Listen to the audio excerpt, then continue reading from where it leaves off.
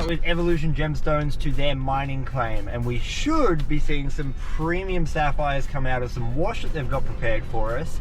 And also we get to play with their buckets. Your bucket collection's far more impressive than mine. It's so good. Look how many buckets you have. Is this all of your bucket collection? No, where are the rest of them? I love a good bucket. We're rich in buckets. If you're not a miner, you're just not unless you have just a ridiculous amount of these. Can we take that? Yeah. Oh, come on. I want to go on the Funmobile. Oh, what are you doing? Today's mission's very cool. We're going to a commercial mining claim to process these buckets, which should be full of gemstones. Wow. Are they out of this wash? Those three are from up the claim. Oh my lord. That is a stunning rock. We've been due for a couple of good ones. Bro, why are your sieves so big? Well, the trick is to put a 20-litre bucket through it once, right? 20-litre bucket through what? What do you think I'm made out of? Muscle? You just offer me pot? In a film canister. Oh. We always say you got to have a pot on you in order to find stones. So if you don't have a pot, you're not going to find anything.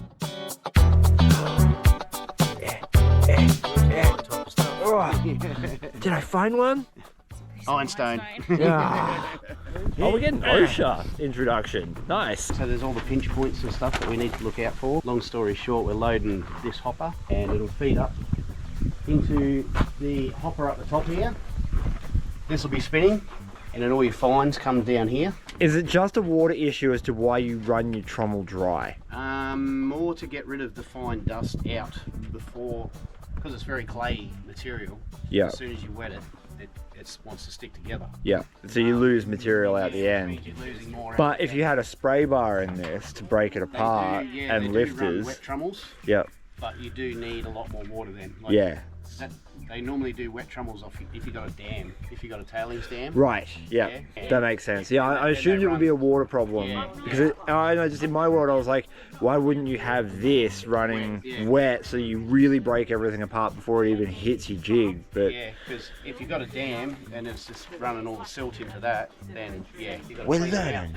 it out. With the OH&S out of the way, it was finally time to start digging some soil. We were looking for virgin wash that may have not been touched on the claim yet, but due to having over 120 millimeters of rain fall just the night before, things were looking a bit moist. The trommel setup was designed to wash dry dirt. The trommel would allow for the breaking up of all the clay balls and the releasing of the stones, including the sapphires. And unfortunately, we'd come right when we had torrential rain, meaning all of our wash dirt was wet and unable to be run through this particular wash plan. Luckily, we did have our buckets. Sad bucket noises. These buckets were dry wash dirt that was ready to go from the same claim. Naughty dirt, you're too wet. You'll get yours. You were good buckets. You'll get your time soon.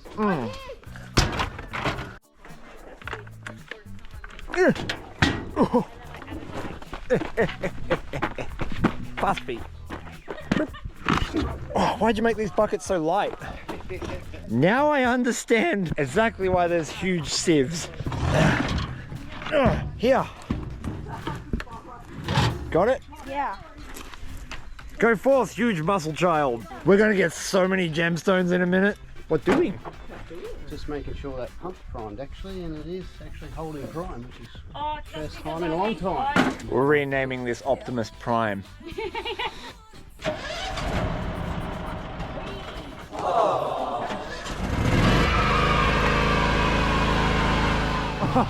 Oh yes!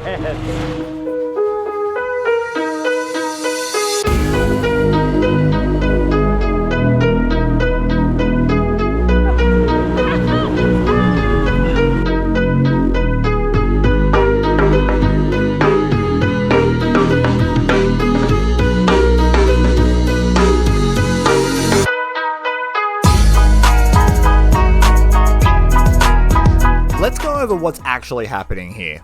Wash dirt from their mine is first loaded into a hopper, which evenly distributes the amount of dirt fed into the trommel via conveyor belt. You're in danger! Not fast danger, but you are in danger!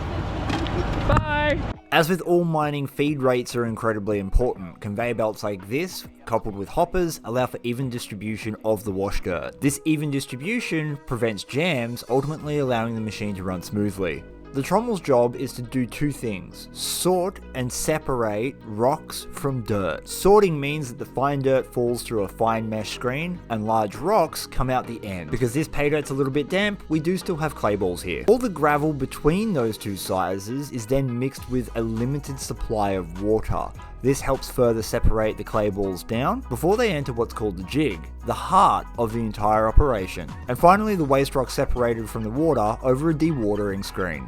This whole process allows them to move a lot of dirt very quickly. Just like the gold game, the more dirt you move, the more luck you end up having. So because the dirt wasn't completely dry, you're going to have to rerun all of this. Yeah.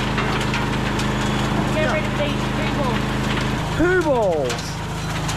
When the dirt's completely dry, that trommel with its lifters is able to spin around and break those clay balls up, and then they get washed. But because it's slightly damp, when they go through the trommel, it re-rolls them into balls. That's the last pebble. No, these are the last pebbles. Go! Go! The heart of the operation is the jig. Much like a sluice box, the jig takes advantage of corundum's specific gravity to separate it away from all the other rocks and minerals. Tire creates a pulsing action within the water, pushing and sucking the dirt up and down. The box is on a slight angle, and the water flow plus that angle allows for lighter material to be lifted to the top, with heavier material sinking to the bottom. This technology is in fact used on gold plans right across Australia and the world, but it's a bit more aggressive when it comes to gold compared to sapphires.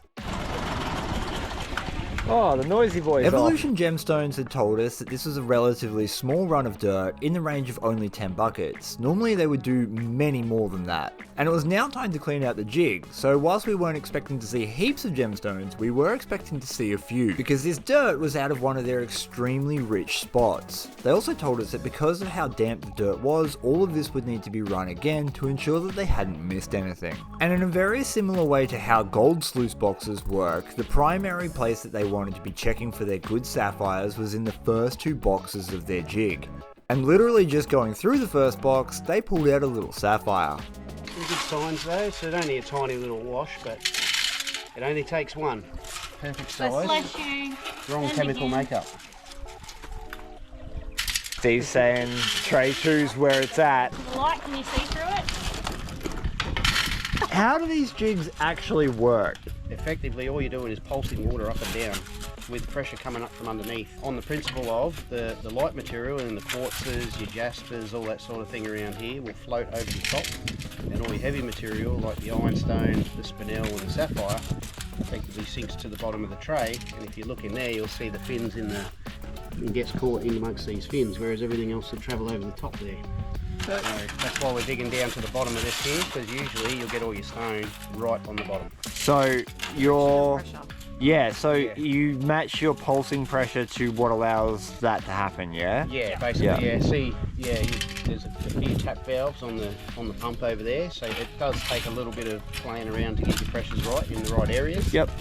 So it's working nice and efficiently. So it is essentially the same as a sluice box. You're just matching water flow to your density of your material you're trying to catch. Exactly the same principle, yeah.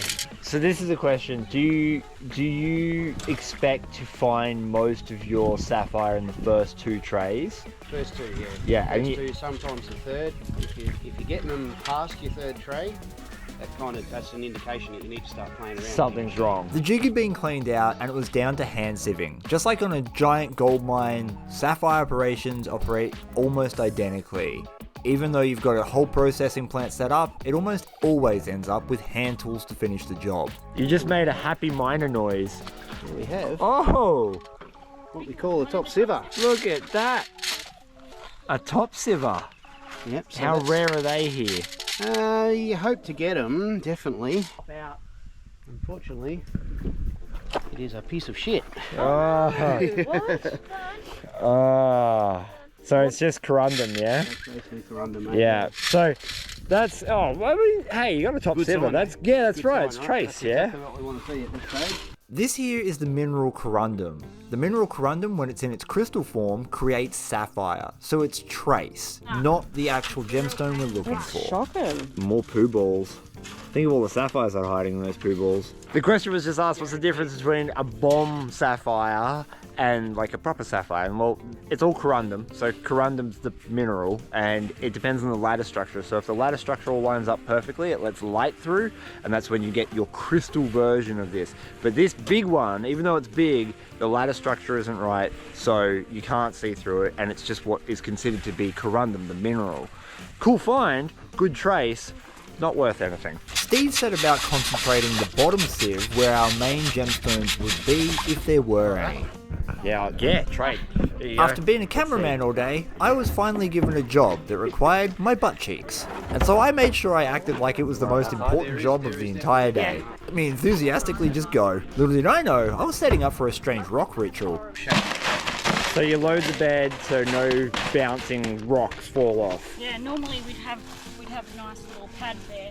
That'll do. You're so professional. Wow. There we go, look at that. Yeah, I mean my Oh. Oh, hell yeah. Yeah. Yeah. There's a couple there. Oh, There's another look at one that there. one. Oh, look at that one. That's going to be, Okay, pick it that's up. looking pretty good. Look at that one there, though. It's a nice blue. Beautiful. Check that out. Oh, that's amazing. Give you $50. I gotta pick this one up. That'll cut Oh, no, well over a that's carat bit easy. shitty. Keep an eye Look out. at you just picking them out. That was Yeah. so you're saying that's a small run. What would you expect to get on a bigger run? Just depends Well, if we're what on was the that? patch. That was 8, 9 buckets, wasn't it? Yeah. So Normally we do about, normally we try and do around about 30 buckets a run. yeah. Right. So that's kind of less than a third of what we usually do. Oh wow. See the our full octahedral skull. shape on the top? That's Got the quite pretty. 4 sides going to a pyramid top. I know they're not really That's the worth way- much, but that's very nice. Yeah, yeah. That's a very good example of the crystallography of it anyway. You can see the flat side there. That's the outside crystal face, yeah? And that's the best one we got from this run. From this run, yeah. Yeah. That's probably the pick of them there. Like here's the outlandish question. What is something like that worth hypothetically? Like if you had to throw a ballpark figure at that just glancing out in the field, would you look at that and say, oh, it's $20 rock or $50 rock? As it is there, as it is, probably looking at probably $30 a carat material. That's got to be 7, 8 carats. However that works out, but if you'd cut that, that'd be like a $500, $600 stone. Oh wow. Yeah, so Right. So that's a Hello? good morning's work. not too bad. This is all of the sapphires that have come out of the wash in the last couple of runs from the same spot, and they're really, really good quality stones. But we've learnt something new. That sapphires generally grow in a hexagonal shape, like a pencil. Just imagine this being a pencil with all the flat sides. When you're rolling the stone around, when you first find it, you'll see the darker blue or the darkest blue. Where you get that to that point, that means you're looking up and down the crystal, or what they call the C-axis of the crystal. And you'll find you'll turn that 90 degrees, and then you'll be looking across the crystal, or what they call the AB axis, or cross table, what we call out here. And that'll generally be a green colour in Queensland.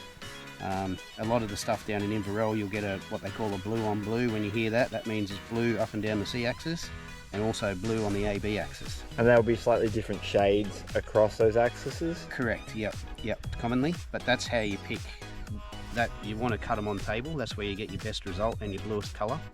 So you want to pick your C-axis before you go cutting them, yeah? Yeah, right. So it's quite an important read, really. So hang on, C-axis is along, C-axis is along the hexagonal form. and your B-axis? Yeah, A and B. A and B axis is across the crystal growth. Correct.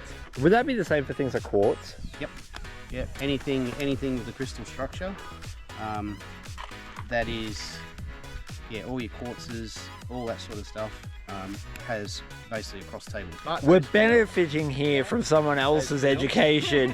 I think the straight government will probably send us a bill if we learn any more. A massive thank you to Evolution Gemstones for having us all out to see this amazing operation in action. I have never been so thrilled to be part of something like this. All of their social media and website is linked down below. They make some amazing products that I myself have purchased, and these people are a lovely couple who are living an authentic prospecting life. It is phenomenal. Thank you so much.